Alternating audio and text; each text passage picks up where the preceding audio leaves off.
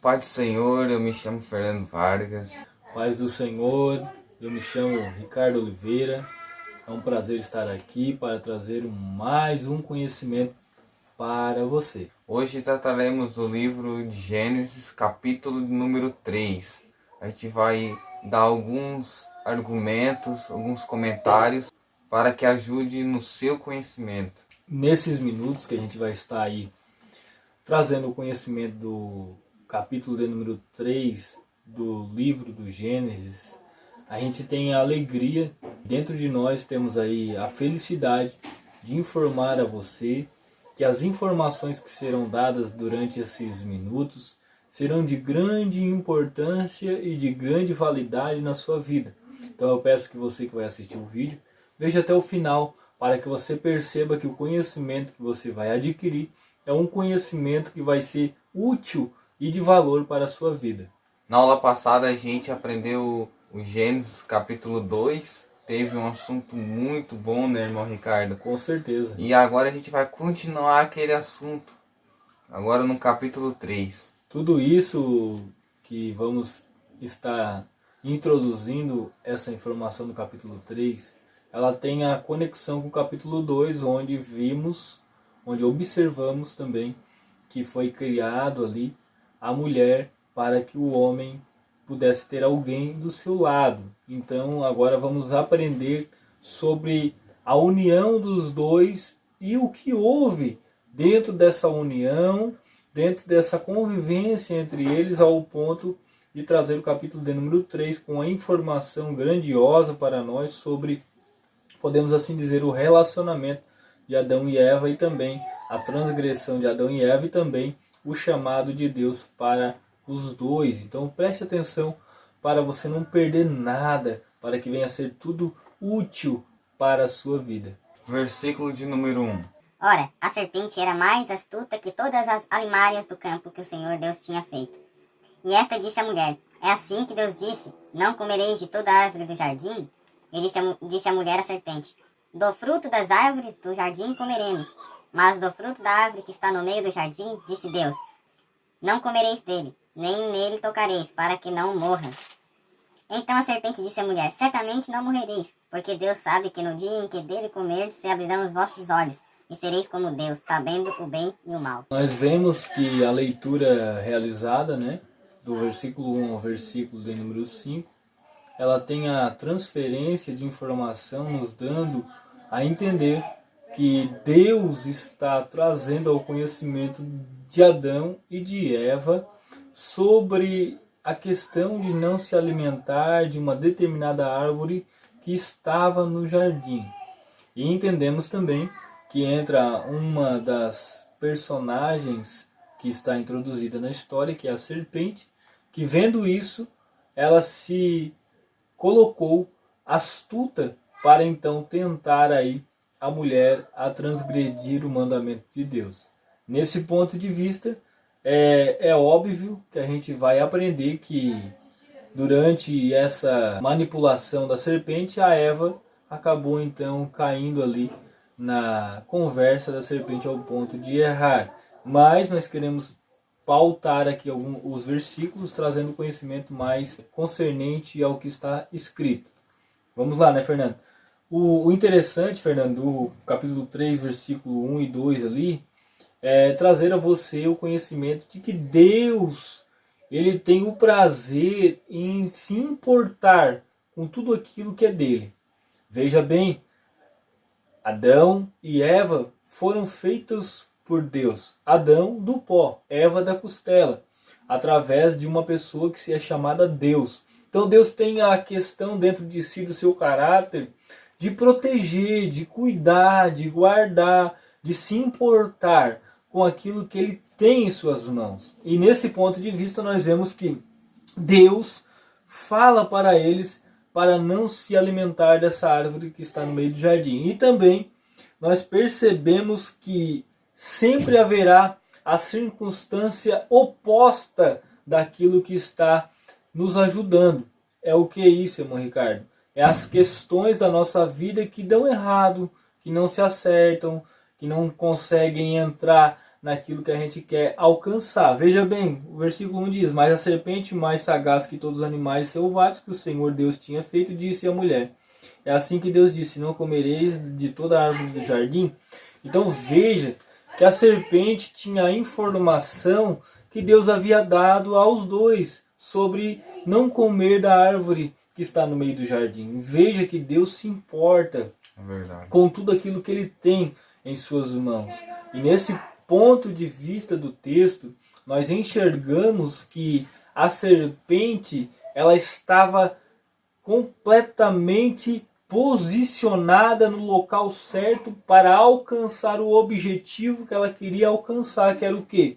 Trazer a eles o erro, o pecado, e assim fazer com que eles transgredissem um dos mandamentos que Deus havia dado lá no jardim para eles não fazerem, irmão Fernando. Com certeza. Como o versículo 1 ali já fala certinho que ela é mais astuta do que todos os animais ali. Então observa que ela vem sem ser convidada, irmão. Ela vem bem devagarinho, suave, e vai direto na mulher. Ela vai direto conversando com ela e pergunta para ela o que Deus disse. É interessante, irmão, falar nesse assunto porque ela quer ouvir dela primeiro o que Deus disse, para depois inverter tudo. Ela planta coisas na cabeça da mulher para fazer ela pecar depois. O versículo 2 a gente já entende que agora a mulher vai responder. A mulher até aqui, ela estava super obediente, ela entendeu o que Deus disse. Então ela falou, Deus disse assim, do fruto da árvore do jardim a gente pode comer. A gente só não pode comer da árvore do bem e do mal, não comeremos. Então ela sabia que dessa árvore não poderia comer. Dentro do texto que nós estamos aprendendo, é óbvio também que a gente enxerga que para a serpente dialogar com a mulher, era porque ela teria também um argumento sustentável para que ela viesse a errar. Porque eu chego a esse conhecimento vendo a astuta dessa serpente falando com ela, ao ponto de querer saber primeiro aquilo que eles entendiam sobre o que Deus havia passado para eles, para que depois viesse então trazer o conhecimento perverso daquilo que ela queria introduzir na vida da mulher. Veja bem, a Bíblia diz no versículo 3, que não precisava, Fernando, ela comer da fruta.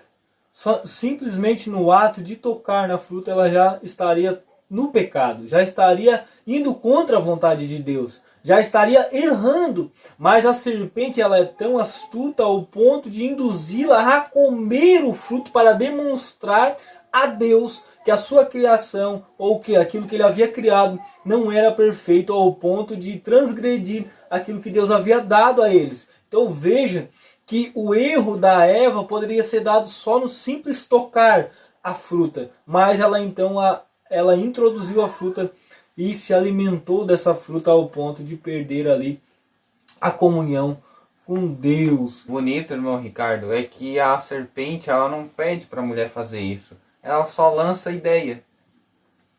Claro que ela não foi correndo lá pegar mais. Certamente, decorrer dos dias ali, ela foi pensando e pensando e pensando.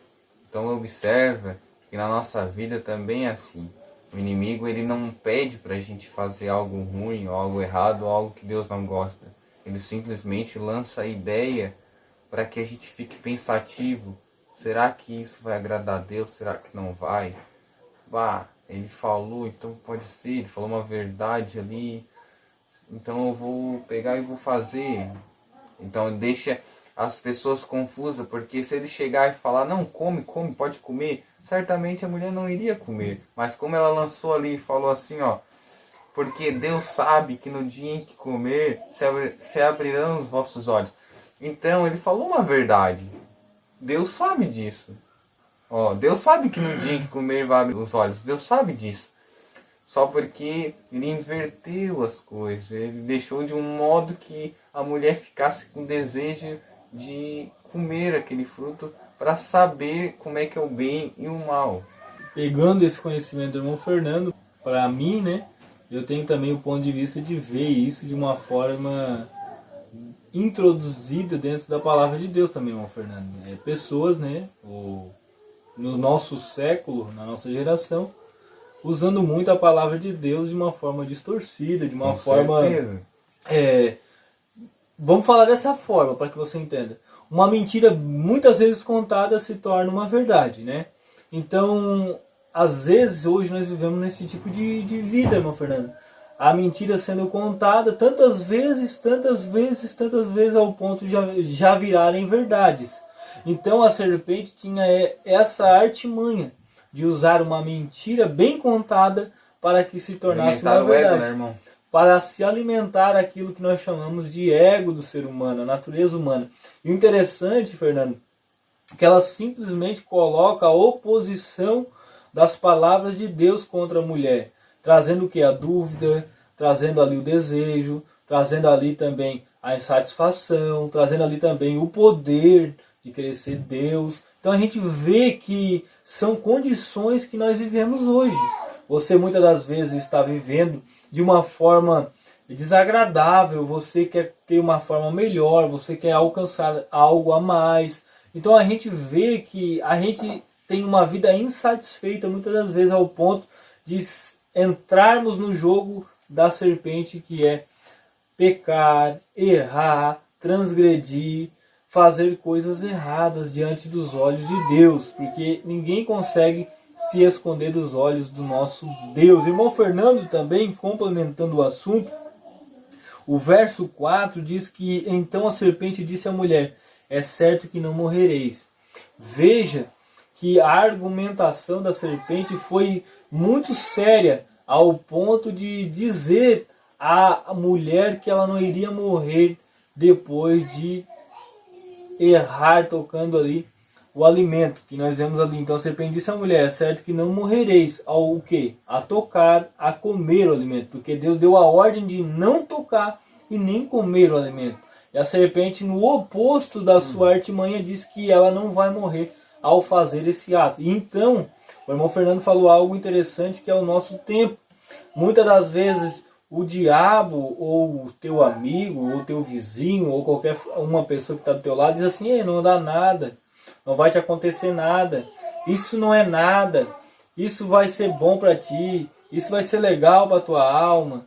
Então a gente vê que o diabo, a serpente aqui no nosso texto... Podemos até citar a tentação de Jesus, né, mano? Verdade, mano. Tentação de Jesus, o que aconteceu? O diabo ele usou verdades distorcidas. Ele usou assim: olha, come o pão, transforma essa pedra em pão.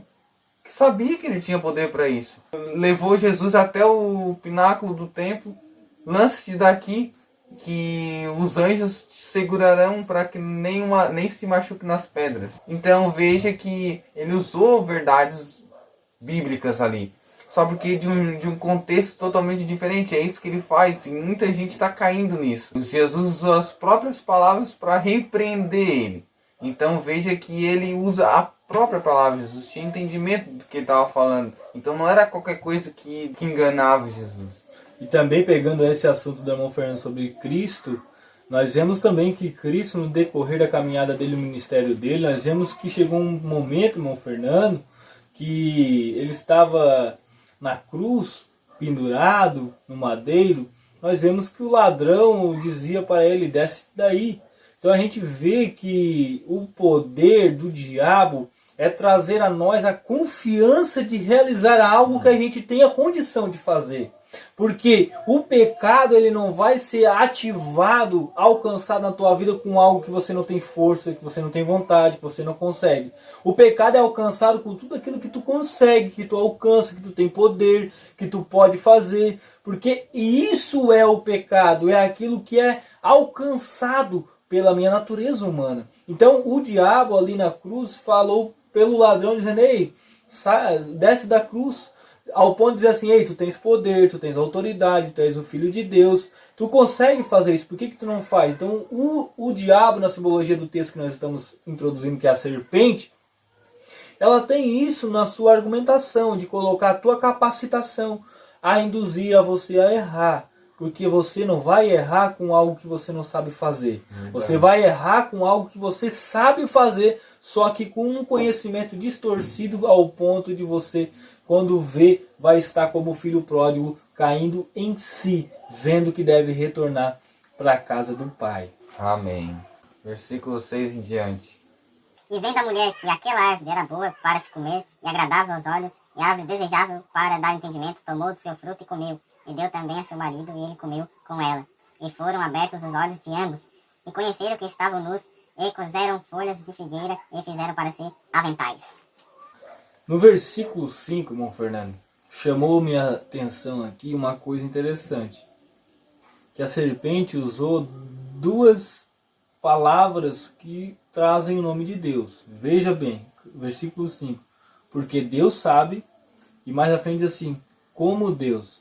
A serpente, ela usa esse tipo de argumentação para colocar na cabeça da mulher, dizendo assim, ei, eu estou falando para você algo que vai levar você a ser maior que Deus, que vai levar você a ser igual a Deus.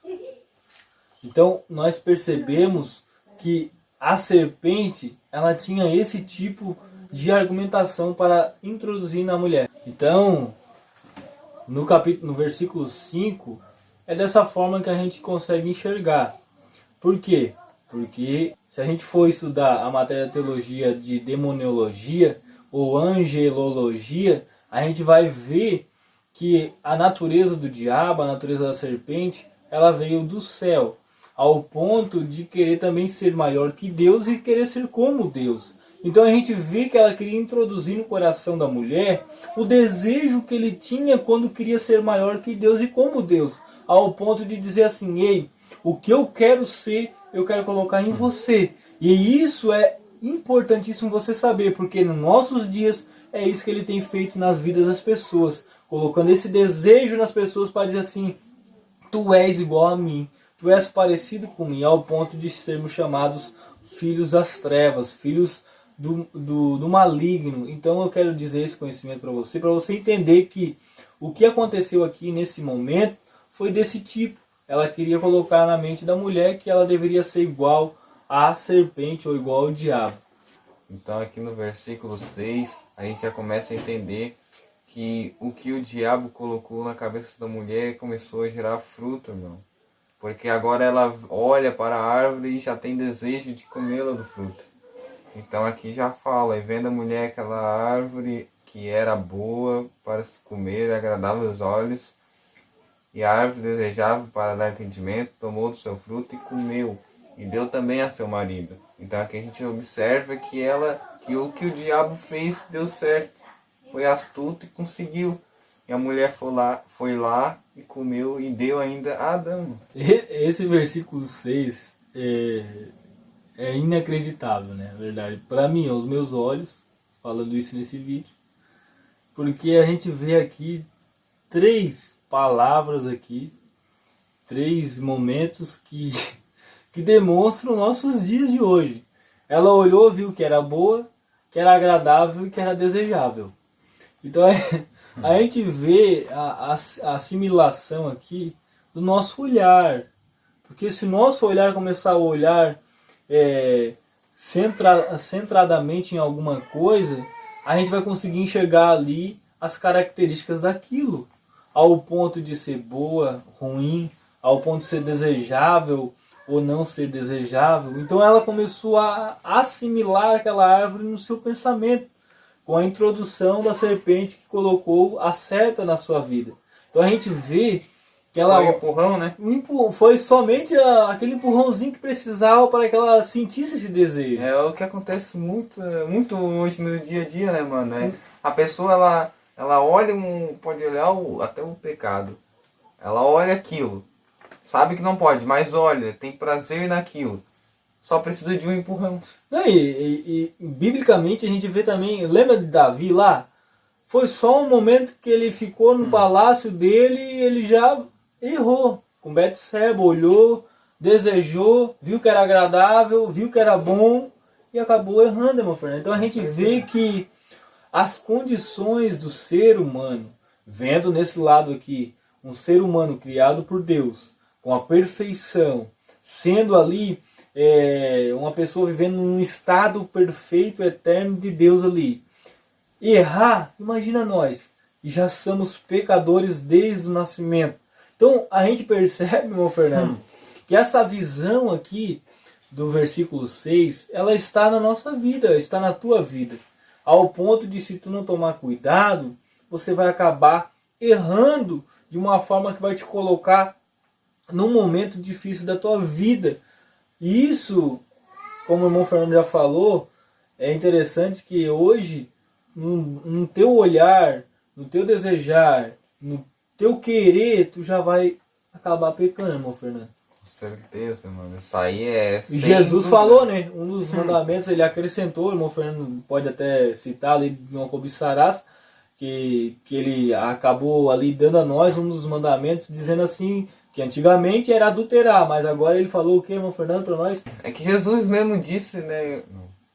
Jesus falou que até no olhar a gente já peca. Antes Jesus falou assim, ó, tá escrito, não adulterarás, mas eu vou te dizer que até no pensamento, se você desejar uma mulher, a mulher do teu próximo, você já tá pecando. Então só no desejar a gente já tá pecando. Então a gente vê que o nosso olhar, e aqui a gente não vai falar os fatores humanos nesse capítulo, que não vai dar tempo, mas há grandes fatores humanos aqui no texto que vai descrever aí funções da nossa vida que a gente realiza durante os dia a dia. Aqui nesse ponto é o olho, na parte de comer o alimento são a boca, as mãos. Então a gente vai ver alguns fatores do ser humano que são atuados aqui nesse texto, mas a gente não vai pautar nisso, mas simplesmente dizer para você que tome cuidado, viva em santidade diante de Deus. A santidade que eu estou anunciando não é uma santidade de viver num mundo de separação ao ponto de ninguém te tocar. Né? É uma santidade de você estar em oração, jejuando, lendo a Bíblia, se conservando, vivendo, esperando Jesus Cristo voltar. Então viva de uma forma que venha agradar a Deus, ao ponto de quando o diabo lançar as setas, os desejos, você tenha a condição de vencer essas ciladas. E aqui no texto, meu Fernando, infelizmente, como eu já falei, né, é muito triste, a gente vê que ela caiu na cilada ao ponto de dizer assim, tomou-lhe do fruto e comeu, e também ao marido e ele comeu. Então a gente vê que infelizmente, não vamos culpar a mulher, nem culpar o homem, nem culpar a serpente, mas nós vemos que infelizmente, pelo uma palavra que foi mal absorvida por ela, ocasionou ali um grande pecado, desenvolvendo ali também a separação entre o homem e Deus do jardim do Éden. Então observamos que a ordem de Deus, ela não prevaleceu mais do que os comentários da serpente. Poucas palavras foram a mais do que o mandamento de Deus, a ordem de Deus ali, de falar para não comer. Então, quando a mente humana e alguns comentários mal absorvidos, que nem o irmão Ricardo falou, já é o suficiente para acabar pecando. Com certeza, e tudo isso que nós estamos aqui no versículo 6, e vamos partir para o 7, nós vemos aqui Deus não está atuando na história. Quem está atuando aqui é a serpente e os dois seres que Deus havia criado. Então Deus está agora como alguém que está só observando. E nesse ponto de vista, irmão Fernando, a gente vai enxergar Deus olhando com seus olhos e vendo o erro da sua criação. E vendo o erro que eles haviam feito. Por quê, irmão Fernando?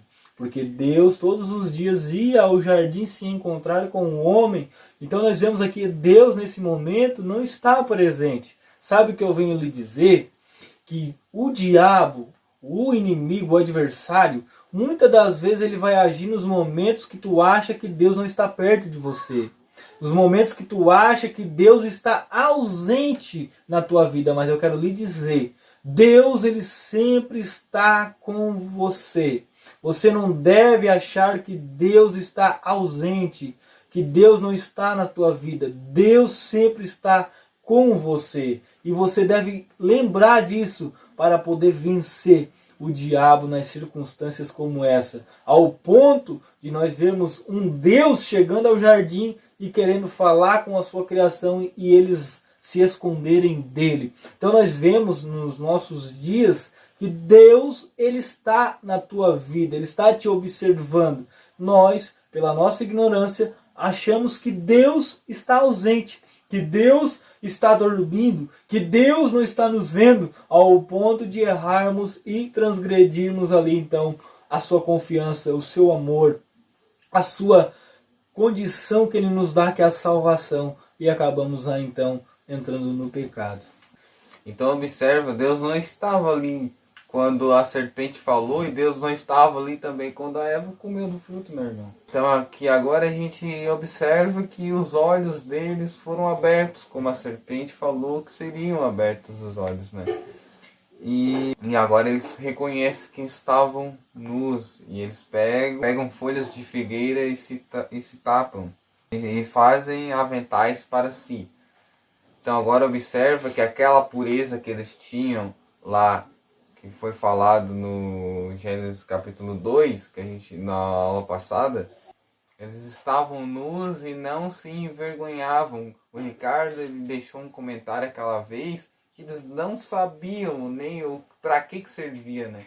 Por isso que eles não se envergonhavam, eles não sabiam a utilidade daquilo. E agora eles acabam sabendo, abre o olho deles, né, irmão? Agora eles sabem e se envergonham disso e pegam folha de figueira e fazem aventais para si. Nesse ponto do versículo 7, no meu pensamento, na minha ideia, dentro do meu comentário desse versículo, seria da seguinte forma: que o homem, criado por Deus na perfeição, na semelhança de Deus, ele tinha dentro de si, sim, a condição de errar, de pecar, de transgredir. Só que isso não era do seu conhecimento. Deus não havia dito a ele assim: ei, tu tens pecado, ei, se tu fazer isso tu vai pecar, ei, se tu não seguir as minhas ordens tu vai pecar. Não, Deus só disse: ei, quando tu comeres ou pegares do fruto da árvore do bem e do mal, tu vai morrer. Então Deus, ele colocou a palavra morrer na seguinte afirmação dele. Então a gente entende que eles não tinham a condição de entender os seus erros, as condições de entender o que é errar, o que é transgredir, o que é ir contra a vontade de Deus, o que é fazer as coisas más perante os olhos de Deus. Então eles eram, como a gente costuma dizer, eles eram como crianças recém-nascidas, pessoas que estavam sendo desenvolvidas por Deus no aprendizado. E quem tomou a atitude astuta em trazer o pecado, a maldade ao mundo foi a serpente, quando fez eles introduzirem aquilo que Deus havia ordenado de não comerem, ao ponto da gente enxergar Deus dizendo que eles iriam morrer. Mas como a misericórdia, a bondade e a graça de Deus são tão imensas, Deus não mata a sua criação, mas então leva elas a conhecerem o que é a maldade, o que é o bem. Lembra do fruto da árvore do bem e do mal? Então Deus permite que eles venham a conhecer o pecado, entra no mundo, venham a conhecer dores de parto, venham a conhecer o suor, venham a conhecer as condições difíceis da vida. Então Deus vem permitir isso na vida deles para não matá-los ao ponto de tirar a sua criação, que era o que o diabo, a serpente, queria fazer, como Deus fez com ele, quando tirou ele do céu. Então veja que nesse ponto do versículo 7, é esse conhecimento, é trazer a você que o pecado, ele estava na natureza humana. Nós somos humanos, nós somos descendentes de Adão. Então o pecado estava ali, só que não havia sido acionado, não havia um mecanismo. Até porque, irmão Fernando, existia somente 5 seres que tinham a consciência de pensar, de raciocinar, que era Deus, o Espírito, o Filho, o homem e a mulher. Então agora surgiu o 6º elemento ali, que é a serpente, que introduz ali o erro ao ser humano que Deus havia criado, ao ponto de acabarem sendo destituídos ali do conforto que eles tinham com Deus no jardim. E vemos agora eles se envergonhando da sua nudez, das suas vidas que estavam ali naquele jardim. Versículo de número 8. E ouviram a voz do Senhor Deus, que passeava no jardim pela viração do dia. E escondeu-se Adão e sua mulher da presença do Senhor Deus, entre as árvores do jardim. E chamou o Senhor Deus a Adão e disse-lhe: Onde estás? E ele disse: Ouvi a tua voz soar no jardim e temi, porque estava nu e escondi-me. Então aqui agora a gente observa que Deus chegou no lugar. A pessoa de Deus chegou no lugar ali. Deus está em todo lugar, né? Mas agora a presença de Deus estava ali agora. Deus chegou no jardim e procurou por Adão. Procurou. E onde você está? Fernando, esses versículos eles me chamam a atenção porque a gente vê que a serpente ela chama Eva para então introduzir o erro. Mas Deus chama Adão. Deus poderia ter chamado Eva: Ei Eva, vem cá. Foi tu que a serpente conduziu a errar. Mas Deus não. Ele leva o seu dia a dia normalmente como todos os dias, ao ponto de dar uma chance ao homem descrever aquilo que ele havia feito. Então, da mesma forma que no dia anterior Deus fez, ele está fazendo nesse dia que é o presente de Adão. Assim, onde estás, Adão? Onde você está, É Adão? muito bonito o amor de Deus aqui, mano, porque a ordem de Deus era que se eles comessem, eles morreriam. Mas Deus não mata eles ali. Deus chega e onde você está, Adão? Onde você está? Deus faz uma pergunta para que Adão se esclarecesse com a intuição de que Adão confessasse a sua culpa. Então veja que as palavras de Deus são essas. Onde estás, Adão?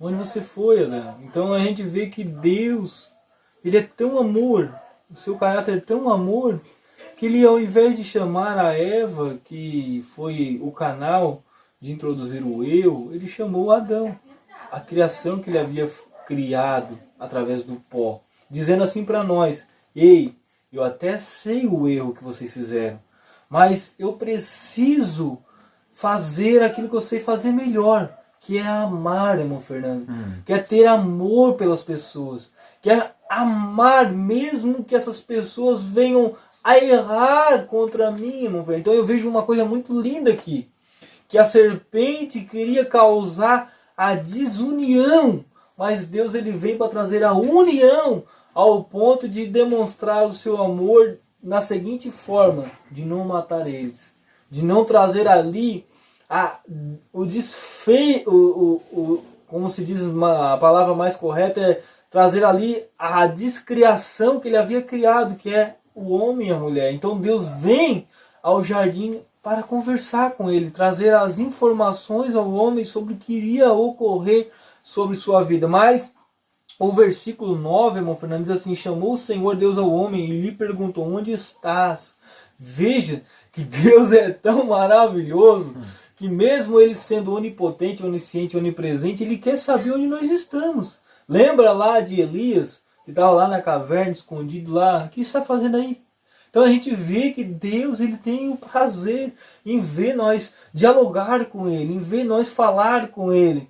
A gente vê muitas passagens da Bíblia demonstrando que Deus tem esse prazer de falar conosco, irmão Com Fernando. certeza. Você acha que Deus aqui não sabia onde ele estava? Claro que sabia. Mas que, como o Ricardo falou, queria dialogar, queria que ele confessasse, queria que ele falasse. Então é o que acontece nas nossas vidas hoje. Deus sabe todas as coisas que a gente faz, Deus sabe tudo, mas Deus está esperando você falar, você pedir e você agir. E isso aqui já vem o princípio. Lembra de João Batista? Eu estou falando de João Batista porque vale a pena ressaltar o nome dele aqui. Que ele veio pregando o arrependimento de pecados. Deus, nas suas palavras aqui, ele tem essa intenção de demonstrar a Adão que ele deveria se arrepender daquilo que ele havia feito, ao ponto de se anunciar a Deus, para que Deus visse que mesmo ele errando, ele estava demonstrando que estava arrependido do que havia feito. Então Deus, muitas das vezes na tua vida e na minha vida, É como eu já falei, ele está presente aí, mas ele está no seu canto, lá no seu cantinho, esperando você dialogar com ele. Muitas pessoas, irmão Fernando, eu vejo falar dessa forma: Deus não fala mais comigo, Deus não quer mais saber de mim, Deus nem está mais perto de mim. Mas será que as pessoas estão falando com Deus? Será que as pessoas estão dialogando com Deus? Estão orando a Deus? Estão procurando Deus? Como Deus vai nos procurar se nós não o procuramos? Então é necessário procurarmos Deus para que então Ele venha nos procurar, para que tenhamos então Deus na nossa vida, meu amigo. Nossa. O versículo 10, irmão Fernando, diz assim: ele respondeu: ouvi a tua voz no jardim, porque estava nu, tive medo e me escondi. Interessante que o versículo 11 traz a complementação dizendo assim: perguntou-lhe Deus: quem te fez saber que estavas nu, comendo da árvore de que te ordenei que não comestes? Então são perguntas que Deus faz para Adão, ao ponto de Adão não conseguir se esquivar da sabedoria de Deus. Porque lembra que eu falei para você que Deus para Adão e para a mulher estava ausente?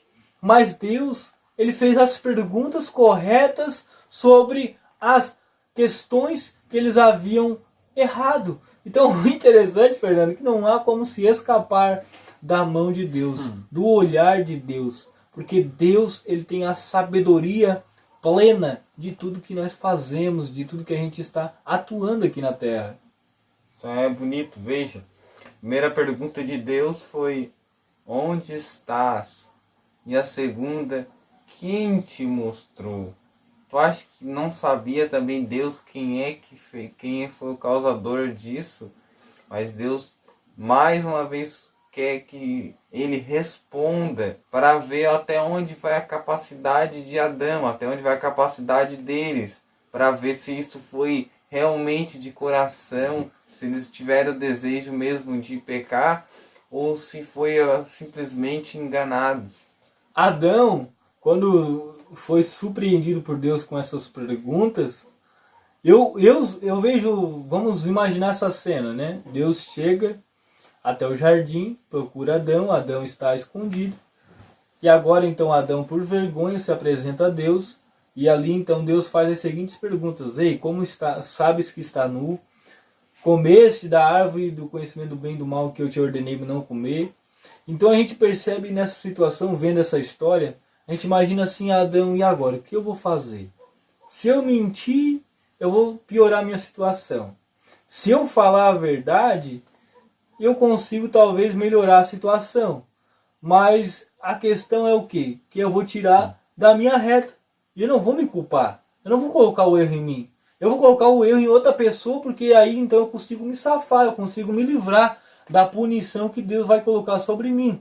Então a gente vê que na mente de Adão, provavelmente ele pensou aquilo que fosse mais fácil de se realizar no momento que estava perante Deus. Mas aquilo que geralmente é fácil você fazer sempre vai trazer consequências difíceis para você resolver, querido. Porque o interessante é que quando Adão se depara com a situação, diz assim, ó: então disse o homem: a mulher que me deste por esposa, ela me deu da árvore e eu comi. Então veja que ele poderia ter dito a Deus: Deus, infelizmente Pecamos. nós pecamos junto, acabamos errando, fizemos algo terrível diante dos teus olhos. Mas não, ele resolveu culpar uma pessoa que atuou com ele no mesmo erro, dizendo assim: ei, eu fiz o erro, mas ela é pior do que eu. Querendo dizer dessa forma, mas não, ambos pecaram, ambos estão no mesmo erro, ambos fizeram a mesma medida. Ah, mas a serpente tentou... Não queira colocar argumentações que não são válidas diante de Deus. Deus mede a tua vida de acordo com aquilo que tu erra. Não há pecado pequeno, pecado grande. Tu errou, é pecado. Então Adão deveria se designar culpado daquilo que ele havia feito, não culpar uma outra pessoa. Então a gente vê que Deus está procurando trazer a conciliação entre eles, mas eles estão procurando se afastar ainda mais do Senhor nessas palavras, irmão Fernando. Em vez de que agora está jogando uma culpa no outro, né? Até que a mulher no versículo 13, ela vai jogar a culpa na serpente agora, que foi a serpente E Deus, no versículo 14, ele teve uma situação mais severa com a serpente, porque Deus sabe que o que mais teve a intuição, a ação ruim foi a da serpente. Ela sim teve um pensamento ruim, que era fazer que eles pecassem. Eles em nenhum momento fizeram isso com raiva de Deus ou com pensamento distorcido de Deus. Não, foi a serpente que foi lá, o diabo, né? Que foi lá e quis prejudicar a relação de Deus com o homem, né, irmão Ricardo? Isso que é interessante. Fala assim, ó, versículo 14. Então o Senhor Deus disse à serpente: porquanto fizeste isso, maldita serás mais que toda a besta e mais que todos os animais do campo. Sobre o teu ventre andarás, e pó comerás todos os dias da tua vida. Então veja que Deus não fala primeiro maldita o homem, maldita a mulher. Não, Deus já fala da serpente. Malditas é tu, serpente. Porque tu que teve a ação ruim aqui. Foi tu que teve o pensamento ruim. Tu que induzisse eles a errar, né, irmão Ricardo? E levando a palavra maldita, a gente vê que vem da palavra mal ali, né? Mal significa aquilo que entrou a partir do momento que a serpente introduziu ali eles a pecarem. Como eu falei anteriormente, a maldade existia na natureza humana, com certeza. Só que o problema foi que precisava-se que viesse a ser acionada. E esse acionamento foi através do diabo, que usou ali a artimanha de induzir a mulher a comer do fruto do conhecimento do bem e do mal. E vendo dessa forma, nós vemos agora Deus usando a sua punição severa, muito severa, né, irmão Fernando? Com certeza. Vendo ali um animal que, na nossa lógica de leitura do texto, não vamos dizer que seja isso literalmente, mas provavelmente, se Deus coloca ela a rastejar, provavelmente ela tinha uma outra forma de vida, de vivência, talvez andava. Eu já vi livros até que pessoas dizem que ela voava, mas eu não vou citar isso para não sair fora aqui, né? Não sair fora do texto bíblico, mas a intenção aqui de demonstrar que ela tinha algum hábito diferente na sua posição de animal. E agora vemos que Deus coloca ela como um animal que vai rastejar e comer ali a poeira do chão. E não para por aí, né? O versículo 15 diz assim: e porém inimizade entre ti e a mulher, e entre a tua semente e a sua semente. Esta te ferirá a cabeça, e tu lhe ferirás o calcanhar. Quando nós aprendemos que Deus usa a punição ali sobre a serpente animal, aquilo que está ali atuando para induzir o erro ao homem, porque eu quero só explicar isso aqui rapidamente. O diabo, um ser das trevas, um ser diabólico, ele precisa de uma pessoa que venha a ser ali hospedeiro para ele atuar todas as suas artimanhas. Veja bem, lembra lá do possuído ou do homem gadareno, lá no Novo Testamento? Diz a Bíblia que Jesus chegou ali e eles pediram para que Jesus colocasse os demônios que estavam sobre eles sobre a manada de porcos. Então veja que os demônios, eles precisam ali de uma pessoa, de um animal, de algum agente para introduzir ali a sua maldade. Eles são seres espirituais, então eles não podem ser tocados, eles não podem ser vistos a olhos naturais humanos. Então eles introduzem a sua maldade num corpo, seja animal ou homem. E nesse momento nós vemos aqui o diabo introduzindo na serpente, e ali com a serpente introduziu o erro no mundo através dos homens. E aqui a punição do animal, que é a serpente. Aquele animal que foi usado pelo diabo, meu Fernando, foi punido por Deus para que fosse rastejado. Mas agora nós vemos a punição para o agente que usou a maldade através da serpente, da mulher e do homem. Por quê? Porque o diabo estava presente também na situação. Então Deus diz da seguinte forma, e a mulher diz da seguinte forma: porém inimizade entre a mulher, entre a tua descendência e o seu descendente, este te ferirá a cabeça e tu lhe ferirás o calcanhar. Nós vemos Deus dizendo assim: ei, eu puni a serpente, mas você também será punido, Satanás. E da seguinte forma Deus coloca a seguinte afirmação: Jesus vai vir, vai morrer numa cruz, tu vai pisar no seu calcanhar, que é o quê? A morte de Cristo na cruz. Mas logo em seguida ele vai ressuscitar dos mortos e vai dizer assim para você: eu vou te pisar na cabeça, porque eu venci a morte. Eu sou o Filho de Deus. Não tem mais domínio sobre ele, meu irmão. Então a gente vê que a morte foi vencida por Jesus, demonstrando que ele feriu a cabeça de Satanás, vencendo a morte que estava sobre Jesus na cruz. Então nós vemos a profecia de Gênesis sendo cumprida em Jesus Cristo, e essa profecia ela é mais ampla a nos dar também a salvação. Porque assim como Jesus pisou na cabeça, nós também vamos pisar na cabeça da serpente quando nós formos para o céu, querido. Porque nós vamos vencer a morte. Nós não vamos morrer, nós vamos viver eternamente com Deus na glória. Então, a profecia, a palavra de Deus foi cumprida em Jesus Cristo. E Jesus Cristo expandiu essa grande bênção para mim e para você, quando nós vamos ser salvos pela sua morte na cruz, pela graça que ele derramou sobre nós na cruz do Calvário. Amém. E agora então, agora a gente vai, o texto a seguir vai começar a falar sobre a punição para a mulher e para o homem. Deus ele fala assim para a mulher, ó, multiplicarei grandemente a tua dor e a tua conceição. Com dor terás filhos e o teu desejo será para o teu marido e ele te dominará. Então Deus agora vemos que tira a facilidade, né, que eles tinham lá no jardim, que era comer, cuidar dos animais, e dá a eles agora trabalho, uma vida de cansaço, uma vida de envelhecimento, uma vida que eles teriam de cumprir e teriam que entender que chegaria o dia que eles iriam morrer e voltar para o pó. E da seguinte forma nós entendemos que Deus, ele não deixou impune nem a serpente, nem o diabo, nem a mulher, nem o homem. Ele somente usou punições para que eles entendessem que quem manda na história, que quem comanda a história ainda é ele. E ele sempre estará por cima de qualquer tipo de situação. Então a gente enxerga Deus soberano nessa situação, dizendo assim: ei, eu ainda sou o dono da história.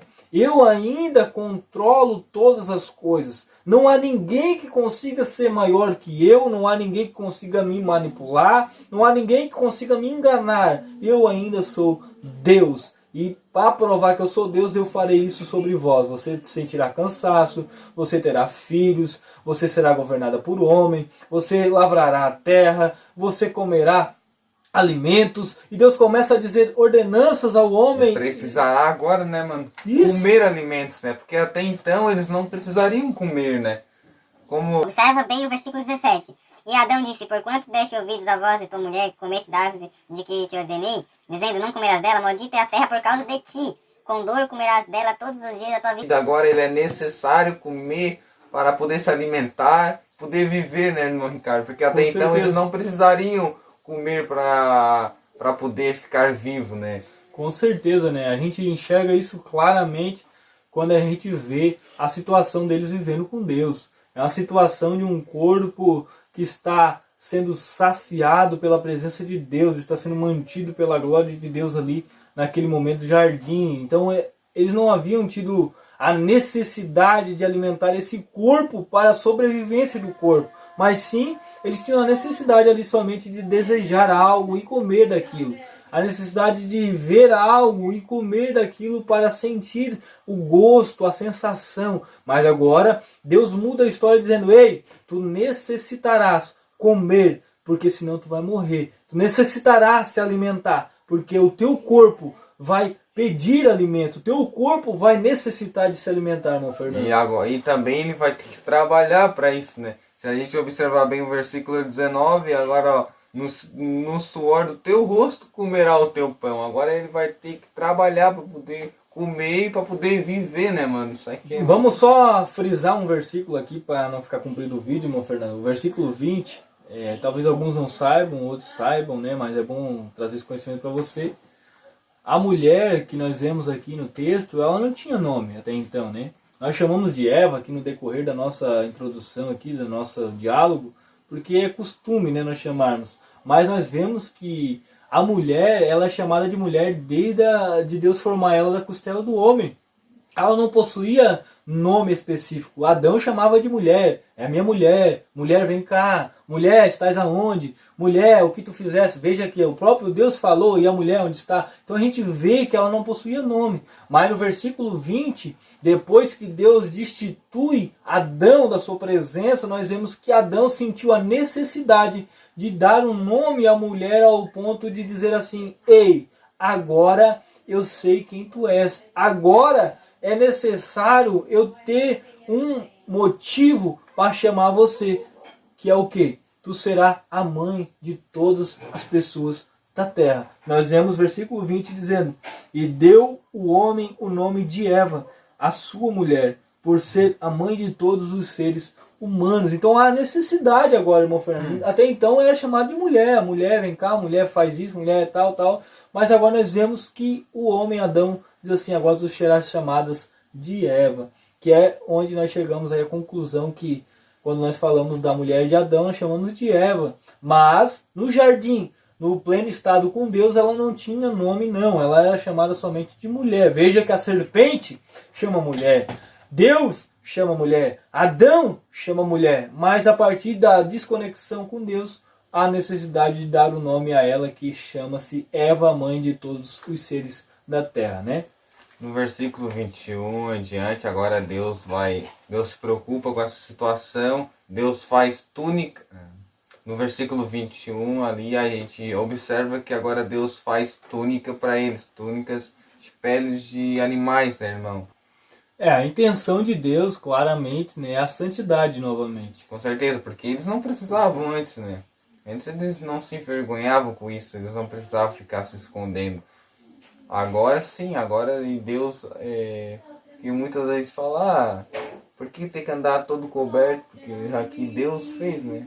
É um assunto meio polêmico, assim. Eu até vejo da seguinte forma: Deus, com o seu amor, a sua graça, a misericórdia, Ele dá a eles um dos materiais mais resistentes, irmão Fernando. Dizendo assim: ei, vocês estão com essas folhas de figueira, eu sei, mas isso aí daqui um dia, dois vai secar e vocês vão ter que ter outra. Então eu vou fazer o quê? Eu vou dar peles de animais para vocês não tirar mais, para que cubra a sua vergonha e que vocês andam de uma maneira obediente, de uma maneira que eu venha olhar para você e venha ver em você as coisas boas que eu vi em você. Então a gente vê que Deus se importou com eles ao ponto de dar um material resistente, um material que não haveria de ser rasgado facilmente. Já as folhas de figueira, irmão Fernando, infelizmente, elas iriam secar, o vento poderia tirar e tudo mais poderia acontecer ao ponto de demonstrar a sua vergonha, que era a sua nudez. Então Deus vai ali, talvez matou algum animal lá e tirou a sua pele e deu a eles assim, dizendo: ei, então vista essas peles de animais e cubra aquilo que é a sua vergonha, que é a sua nudez, demonstrando o seu amor pelo homem novamente. Então agora, no versículo 22 até o 24, a gente já vai entender o final do Jardim do Éden, né, irmão? Que a gente tinha falado lá no começo que eles não estavam mais, depois que eles pecaram, eles não estavam mais no jardim. Então aqui a gente observa primeiro que Deus fala: ó, agora eles sabem que nem a gente, que agora é a Trindade, né? Que o irmão estava até falando, era a Trindade de Deus, eles estavam conversando. Como o irmão Fernando falou que houve então agora a expulsão do homem e da mulher, que é chamada Eva, do jardim, nós enxergamos aqui uma verdade que às vezes muitas pessoas acabam usando de uma maneira errada. Não foi o pecado de Adão, não foi o pecado de Eva, não foi o erro da serpente, e muito menos a punição do diabo que fez eles saírem do jardim do Éden. Porque o jardim do Éden, ele possuía ali alimento, animais, tudo que haveria lá fora do jardim. O que houve ali, o fechamento do jardim para o acesso de Adão e Eva, foi a árvore da vida que havia sido plantada ali também.